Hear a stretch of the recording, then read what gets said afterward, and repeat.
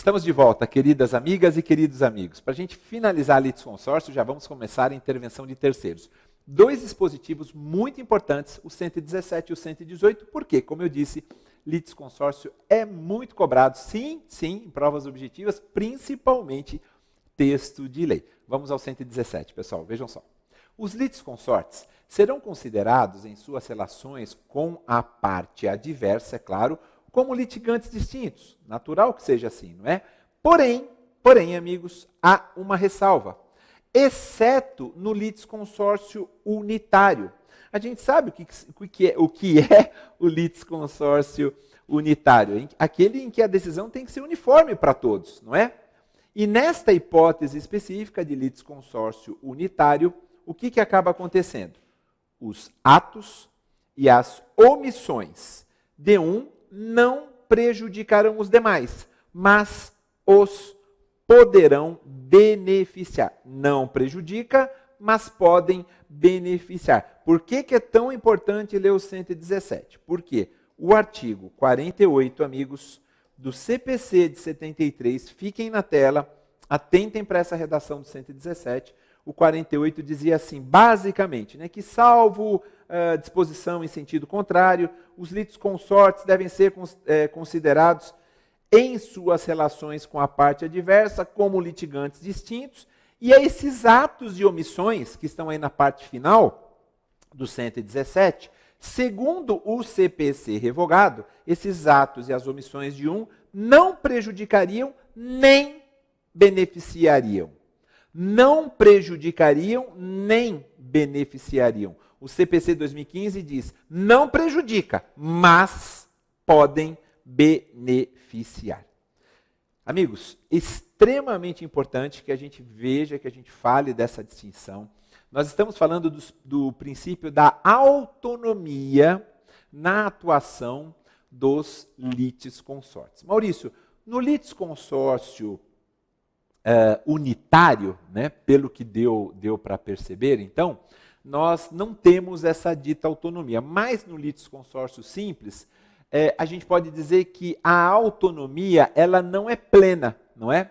Ela acaba sofrendo algumas atenuações, em especial no tocante aos atos que beneficiam a todos e também em relação aos atos probatórios. Isso é uma questão bastante discutida na doutrina quando a gente fala de princípio da autonomia na atuação dos litisconsortes. O que eu focaria para esse 117, principalmente, vamos voltar para a telinha? Vamos lá, pessoal, vejam só. O que eu focaria é justamente nessa parte final, tá? Eu vou dar um exemplo para vocês. Quando a gente fala de litisconsórcio simples, que é o regime comum, digamos assim, não é? Os atos praticados por um litisconsorte, ou por alguns deles, não vão produzir efeitos quanto aos demais litisconsortes. Então, vamos imaginar.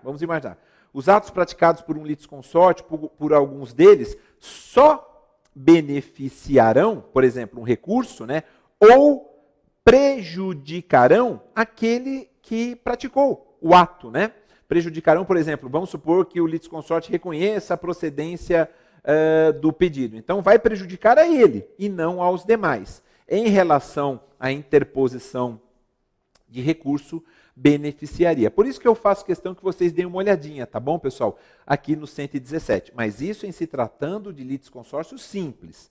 Em se tratando de litisconsórcio unitário, os atos benéficos praticados por um litisconsorte ou por alguns deles produzem efeitos quanto aos demais litisconsortes, Por exemplo, a interposição de recurso, mas os atos podemos chamar de maléficos, não é? Os atos maléficos praticados por um litisconsorte ou por alguns deles, no litisconsórcio unitário, eles não produzem efeitos nem mesmo para quem os praticou, como o reconhecimento jurídico da procedência do pedido, que foi o que nós mencionamos. Eu quis que vocês, amigos, humildemente prestassem atenção na tela, só para que a gente pudesse trabalhar essa partezinha final do 117, falando dos exemplos e fazendo a distinção entre litisconsórcio simples e também a distinção entre litisconsórcio simples e litisconsórcio unitário. Tá bom? Com duas situações, interposição de recursos e reconhecimento jurídico da procedência do pedido.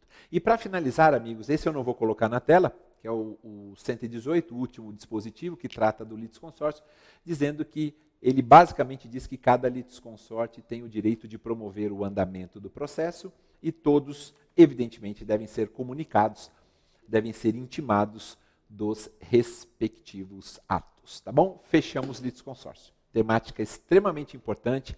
Nós abrangemos todos os dispositivos de lei com as suas respectivas características e podem acreditar, as cobranças são focadas em texto de lei principalmente, tá bom? Mas se de um lado, amigos, a gente tem essa pluralidade de partes, quando a gente fala de sujeitos do processo, a gente também tem que pensar na possibilidade de terceiros intervirem no processo, já que estamos falando de sujeitos. Então o tema, a partir de agora, é intervenção de terceiros. Intervenção de terceiros. Nós temos 5 modalidades. Eu vou trazer características dessas 5 modalidades para vocês, previstas no nosso CPC. Assistência, pela ordem, né? Assistência, denunciação da lide, chamamento ao processo, incidente de desconsideração da personalidade jurídica e a figura do amicus curiae.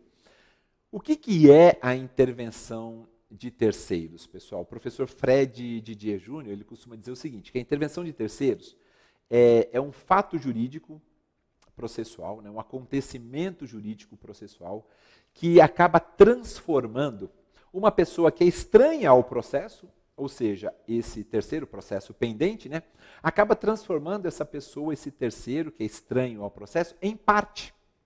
Então vejam, é um fato jurídico processual que transforma uma pessoa estranha ao processo pendente em parte dele integrante. Não vai gerar um processo novo, né? O professor Fred Didier Júnior costuma dizer isso também, e é verdade, não é?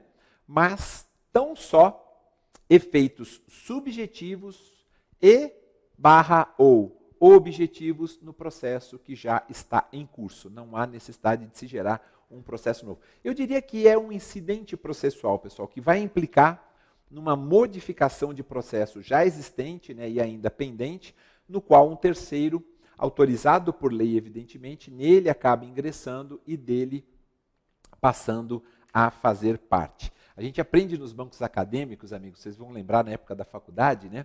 Qual é a distinção, como é que a gente começa a definir terceiro para fazer a distinção de terceiro em relação às partes, né? E nos bancos acadêmicos os professores costumam dizer assim, olha, o conceito de terceiro vem por exclusão. Quem não faz parte originariamente da relação jurídica processual não é parte, portanto é terceiro, não é?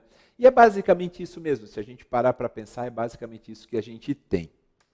E a gente precisa trabalhar essas modalidades de intervenção de terceiros naquilo que mais nos interessa, ou seja, aquilo que é mais cobrado em provas objetivas. Por exemplo, pessoal, começando pela assistência.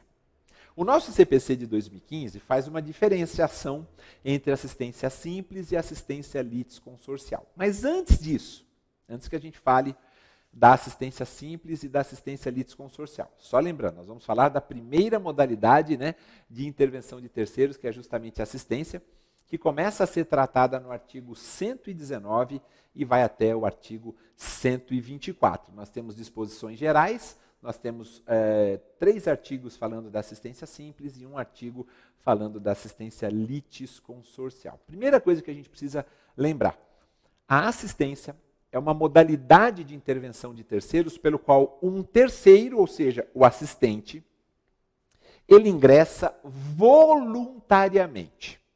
Vocês vão entender por quê, amigos, é claro, né? E já sacaram aonde que eu quero chegar. Ele ingressa voluntariamente num processo pendente, para quê? Para poder atuar em prol de uma das partes.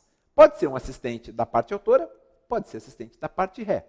Ele vai atuar em prol de uma das partes que é o assistido, não é? A assistência pode ocorrer a qualquer tempo, a assistência pode ocorrer em qualquer grau de jurisdição e também em qualquer procedimento e o assistente vai assumir o processo no estado em que ele se encontra. O interesse jurídico, eu vou repetir, o interesse jurídico não é o interesse moral, não é o interesse econômico, é o jurídico, é pressuposto da intervenção. Não se autoriza, nenhum juiz vai autorizar a assistência quando o interesse for outro, for diferente do interesse jurídico. Interesse social, interesse econômico, interesse afetivo, o que for, pessoal, tá bom? E por que isso é tão importante, não é, pessoal, o interesse jurídico? Porque o assistente, quando a gente fala de interesse jurídico, a gente está querendo dizer o seguinte, ele quer, claro, que o resultado final daquela demanda em que ele está intervindo como assistente seja favorável para si, e claro, vai ser favorável também àquele para quem ele está dando toda a assistência. O que vai acabar acontecendo é que o terceiro se preocupa, a depender da figura de ser assistente simples ou litisconsorcial, ele se preocupa com o resultado final daquela demanda. Então ele intervém voluntariamente. Não, as partes não o chamam, ele mesmo que intervém. A gente chama isso de intervenção até voluntária, como eu falei para vocês. O terceiro peticiona ao juiz, expõe os fatos e as razões pelas quais ele considera ter interesse jurídico na demanda. Repito, é interesse jurídico, não é econômico, afetivo, social, qualquer outro tipo de interesse. E humildemente eu peço desculpas a vocês, amigos, tá? Mas enfim, ele vai expor, obviamente, esse seu interesse jurídico.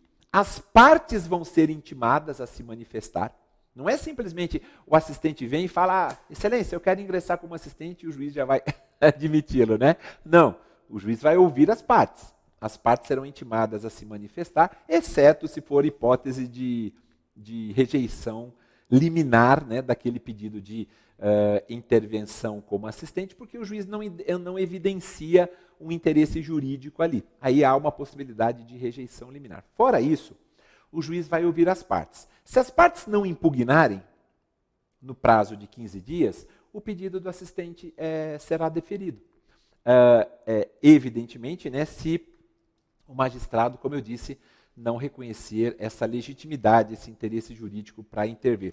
Maurício, mas podemos ter impugnação por uma das partes. Podemos ser pelas duas, não é? Se houver impugnação, quem é que vai decidir se o assistente vai ingressar ou não naquela demanda? O juiz. O juiz, sem determinar a suspensão do processo, ele vai decidir este incidente, não é? Em que o assistente quer intervir como terceiro. Maurício, pode produzir provas? É possível produzir provas? Por exemplo, as partes impugnam a entrada do assistente e o juiz fala, tem que produzir uma prova oral aqui. Pode, não tem problema nenhum. Isso é perfeitamente autorizado por lei. Mas atenção, amigos, tá? Não se esqueçam também dessas informações importantes que eu já falei para vocês. O pedido de assistência pode ocorrer em qualquer momento, eu já mencionei para vocês, né? Mesmo depois de proferida a sentença, né, em primeiro grau, pode ser até em sede recursal, não tem problema nenhum, só não pode depois do trânsito em julgado, tá bom? E o que é que diferencia a assistência simples da assistência litisconsorcial? Isso que eu vejo como mais importante, pessoal, né? E a gente precisa justamente trabalhar esse tipo de situação. Quando que eu falo de assistência simples, quando que eu falo de litisconsorcial? O que é que diferencia uma da outra? O interesse jurídico. O interesse jurídico. Na simples, o interesse ele deve ser dedutível da probabilidade atual ou da probabilidade iminente de que possa a decisão vir a afetar a sua esfera jurídica. Reflexamente, por isso que a gente fala de assistência simples, não é? O interesse jurídico é reflexo. Por quê? Porque não há uma relação entre o assistente e o adversário do assistido. É simples, meus amigos. Vejam esse exemplo. Eu pego uma ação de despejo acumulada com cobrança de aluguéis, locador contra o locatário, mas existe uma sublocação. Se o sublocatário quiser intervir como assistente, será como assistente simples e não como assistente litisconsorcial. O assistente litisconsorcial é aquele que tinha tudo para ser parte, mas não foi.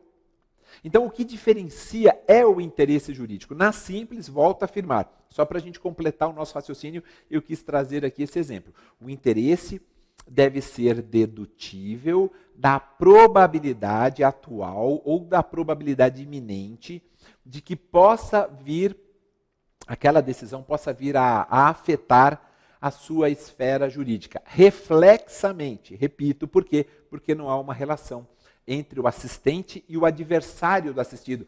Na sublocação, nesse exemplo que eu dei da ação de despejo, o sublocatário tem relação com o locatário. Ele não tem relação com o locador. Ele não tem relação com o proprietário. Ao passo que o interesse jurídico na assistência litisconsorcial, ali o interesse se mostra muito mais claro, mais agudo. Por quê? Porque o que está em discussão no processo também pertence a ele individualmente. Os efeitos da decisão lhe atingirão diretamente. E aí, pessoal, a gente pode pensar assim, olha, pensem em devedores solidários, não é? E aí, obviamente, a parte autora resolve ingressar contra, vamos supor que são 2 devedores, né? Débito solidário, 3 devedores solidários. Ele ingressa contra 2, não ingressa contra esse terceiro. Esse terceiro, obviamente, que os efeitos da decisão vão lhe atingir diretamente. Na hipótese que eu dei da assistência simples, atingirão indiretamente. Aqui na assistência litisconsorcial, esse terceiro devedor solidário que não fez parte daquela demanda vai sofrer os efeitos da decisão diretamente, pessoal. É muito importante isso. O que distingue uma espécie da outra é, portanto, a intensidade com que o interesse ou o direito do terceiro é questionado em juízo e, consequentemente, será afetado pelo resultado final daquele respectivo processo, né? Nós já falamos da questão relacionada aí ao procedimento, né? É extremamente importante que a gente destaque isso. E eu quero lembrar para vocês, meus queridos amigos, principalmente a redação de um dispositivo bastante cobrado, né, em provas objetivas, que eu faço questão de ler aqui para vocês, meus amigos, que é o artigo 123. 123. Por quê? Porque o 123, pessoal, ele diz assim, olha, vou ler pausadamente para vocês. Transitada em julgado a sentença, no processo em que interveio o assistente, ele fez a sua intervenção e transitou em julgado a sentença, não é? Este, o assistente, não poderá, em processo posterior, discutir a justiça da decisão. A justiça da decisão é a fundamentação. Quer dizer, transitou em julgado, não pode discutir o assistente, em processo posterior, a fundamentação da decisão, a justiça da decisão. Vírgula, salvo, se ele alegar e provar que, aí vem 2 incisos, pessoal. Primeiro, o assistente, né, pelo estado em que ele recebeu o processo, ou pelas declarações e pelos atos do assistido, ele foi impedido de produzir provas suscetíveis de influir na sentença. O assistente pode intervir em qualquer momento do processo antes do trânsito em julgado da decisão, não é, amigos? Pode. Ele vai receber o processo no estado em que ele se encontra. Se essa situação caracterizar, ele vai poder, sim, discutir em outro processo a justiça da decisão, a fundamentação da decisão. Se ficar caracterizada essa situação do inciso 1º. Inciso 2º, também.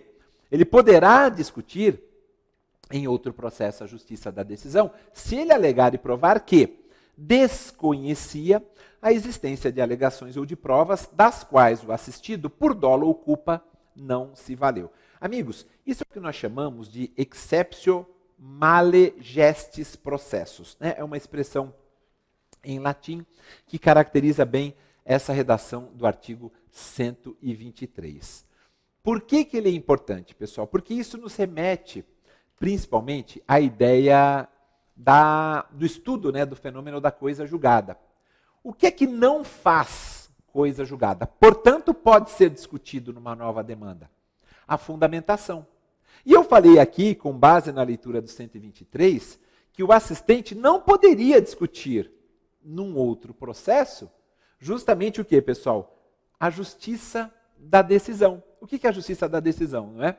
A fundamentação. Ora, mas se pode, por conta do 504 do CPC, porque lá está escrito, não fazem coisa julgada, justamente aqueles 2 incisos do 504 que dizem respeito à fundamentação, não fazem porque podem ser discutidos. Aqui está dizendo que não pode, exceto se alegar e provar qualquer uma daquelas situações dos incisos 1º e 2º do artigo 123. Pessoal, muito cuidado, repito, é o chamado instituto da exceptio male gestis processus, tá bom? Artigo 123 do nosso CPC, extremamente importante, meus amigos. Então, basicamente era isso que eu queria falar para vocês, passar essas dicas, né, essas informações a respeito da nossa primeira modalidade de intervenção de terceiros, tá bom? A assistência. Bora para a denunciação da lide? Vamos embora, porque as perguntas de denunciação da lide são muitas.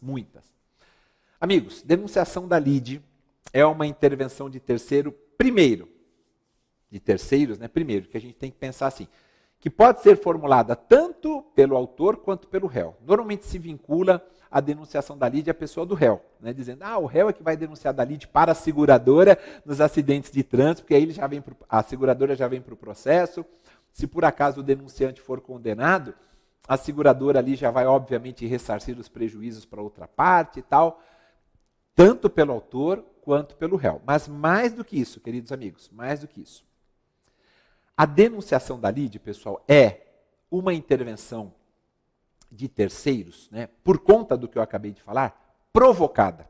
Se a assistência é voluntária, o assistente ingressa se ele quiser, na denunciação da lide tem que haver provocação, ou pelo autor ou pelo réu. O terceiro ele é chamado a integrar o processo. Por quê? Porque uma demanda ali é dirigida. Como eu disse, pode ser promovida tanto pelo autor quanto pelo réu. É só a gente dar uma olhada lá no artigo 125, né? A assistência vai até o 124. Para, desde logo, o objetivo é economia processual, é celeridade, né? Por quê? Você denuncia da lide para esse terceiro para que, desde logo, eventuais direitos de regresso possam ser exercidos. Essa questão regressiva ela tem um cunho muito forte quando a gente fala de denunciação da lide. Direitos de regresso possam ser exercidos porque são assegurados no plano material, né, no plano do direito material em face daquele terceiro. Por isso que a gente fala sempre da seguradora. Eu me envolvi no acidente de trânsito, eu fui o responsável, se eu for demandado judicialmente, eu vou chamar a seguradora, vou denunciar da lide para a seguradora, porque se eu vier a ser condenado, evidentemente, a gente já ganha tempo, ali a seguradora já estará participando do processo. Enfim, tudo isso tem a ver com celeridade, com economia processual. Mas além de ser uma demanda provocada pelo autor ou pelo réu, uma segunda característica é que é uma demanda incidente. Ou seja, uma demanda nova, instaurada num processo já existente. Eu tenho a lide principal, envolvendo ali autor e réu, eu tenho a lide principal, eu vou ter uma lide secundária, decorrente da denunciação da lide.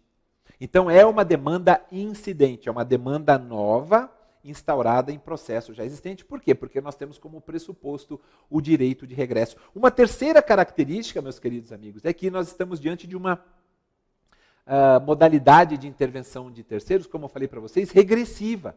E por que regressiva? Porque ela é fundada no direito de regresso da parte contra terceiro, na qual o denunciante visa ao ressarcimento pelo denunciado, ou seja, pela seguradora, no exemplo que é clássico que a doutrina dá, de eventuais prejuízos que porventura venha a sofrer em razão daquele processo pendente. Então vejam, a gente consegue elencar aí 3 situações, não é?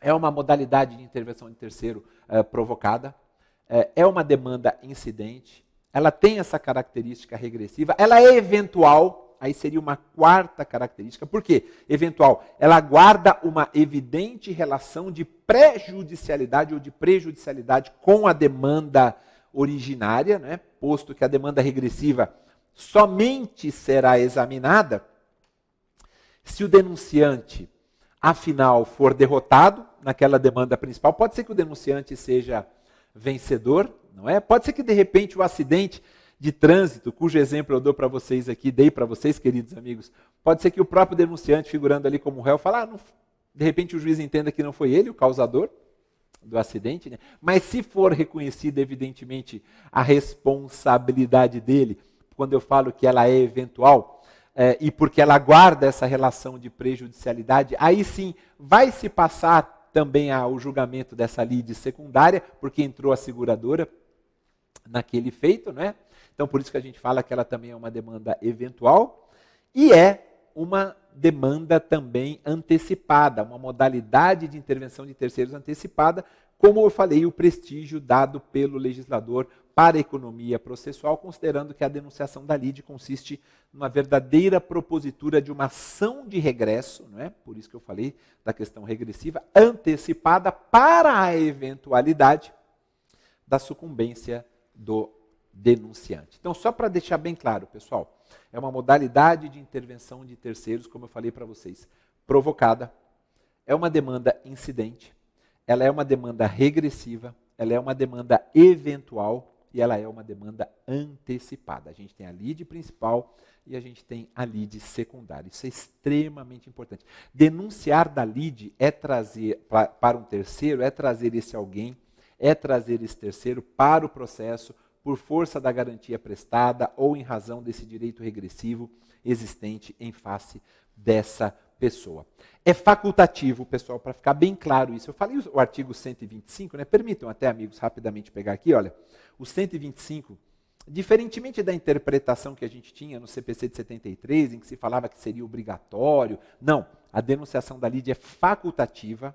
O artigo 70 do CPC de 73, lembrei aqui agora. Ela é facultativa, pessoal, tá? E a gente tem as duas hipóteses aqui do 125. Inciso primeiro, ao alienante imediato,